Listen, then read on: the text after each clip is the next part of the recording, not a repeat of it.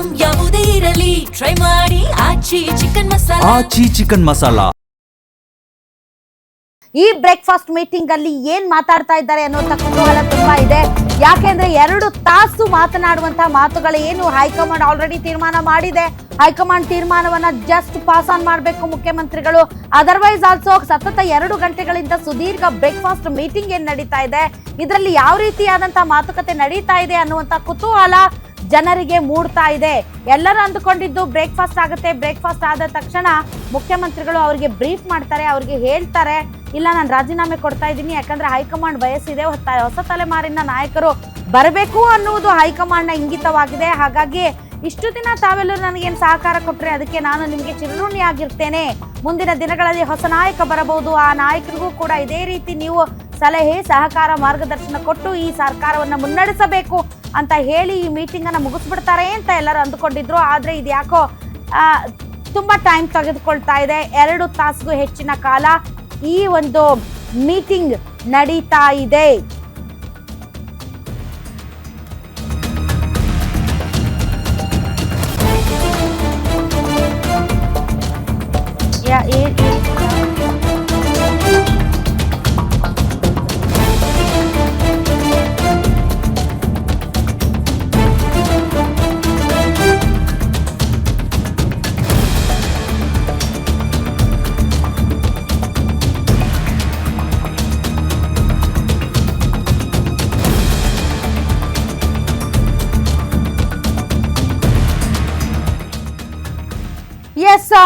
ಕುರ್ಚಿ ಕಿತ್ತಾಟದಿಂದ ಜನ ಬಸವಳಿದಿದ್ದಾರೆ. ಕುರ್ಚಿ ಕಿತ್ತಾಟದಿಂದ ಜನ ತುಂಬಾ ತೊಂದರೆಗೊಳಗಾಗಿದ್ದಾರೆ. ಕಳೆದ 3 ವರ್ಷಗಳಿಂದ ಕುರ್ಚಿ ಕಿತ್ತಾಟ ನೋಡಿ ನೋಡಿ ಬೇಸರಗೊಂಡಿದ್ದಾರೆ. ಇದಕ್ಕೆ ಯಾವಾಗ ಅಂತ್ಯ ಹಾಡ್ತೀರಿ ಅನ್ನುವಂತಹ ಹಲವಾರು ಮಾತುಗಳ ಮಧ್ಯೆ ಇವತ್ತು ಏನು ಉಪಹಾರ ಕೂಟದಲ್ಲಿ ಮುಖ್ಯಮಂತ್ರಿಗಳು ಮತ್ತು ಉಪಮುಖ್ಯಮಂತ್ರಿಗಳ ನಡುವಿನ ಆ ಭಾವುಕ ಕ್ಷಣ, ಈ ಎಲ್ಲ ಪ್ರಶ್ನೆಗಳಿಗೆ ಏಕಲೈನ್ ಉತ್ತರ, ಅದು ನಾವು ಒಗ್ಗಟ್ಟಾಗಿದ್ದೇವೆ, ನಮ್ಮಲ್ಲಿ ಯಾವುದೇ ಬೇಸರ ಇಲ್ಲ, ನಾವು ಹೈಕಮಾಂಡ್ ಹೇಗೆ ಹೇಳಿತ್ತು ಹಾಗೆ ನಡೆದುಕೊಳ್ಳುವವರು ಅಂತ. ಸೊ ಇದಕ್ಕೆ ಸಂಬಂಧಪಟ್ಟಂತೆ ಕರ್ನಾಟಕ ಕಾಂಗ್ರೆಸ್ ಎಕ್ಸ್ ನಲ್ಲಿ ಪೋಸ್ಟ್ ಮಾಡಿದೆ.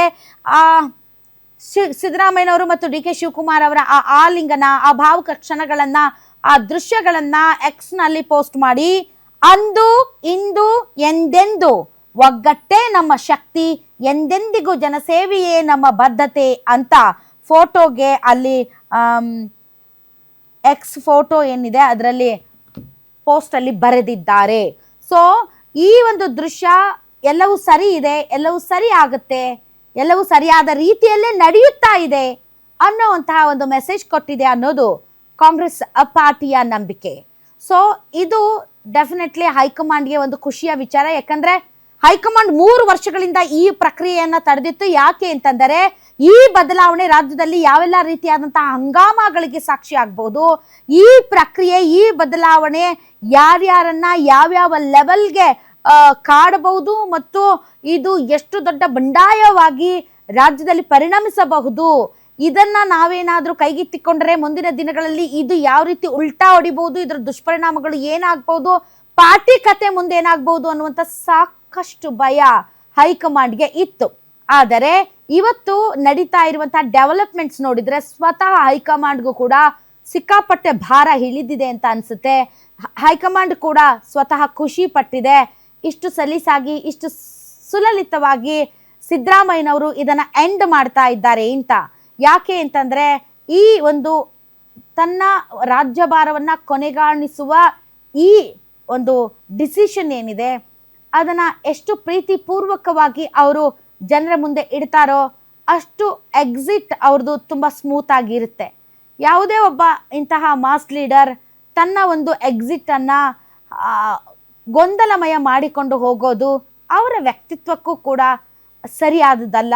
ಹಾಗಾಗಿ ತುಂಬ ಸ್ಮೂತ್ ಆಗಿ ಫಾರ್ಮಲ್ ಇರುವಾಗಲೇ ರಿಟೈರ್ಡ್ ಆಗೋದಕ್ಕೆ ರೆಡಿ ಆಗಿದ್ದಾರೆ ಸಿದ್ದರಾಮಯ್ಯನವರು.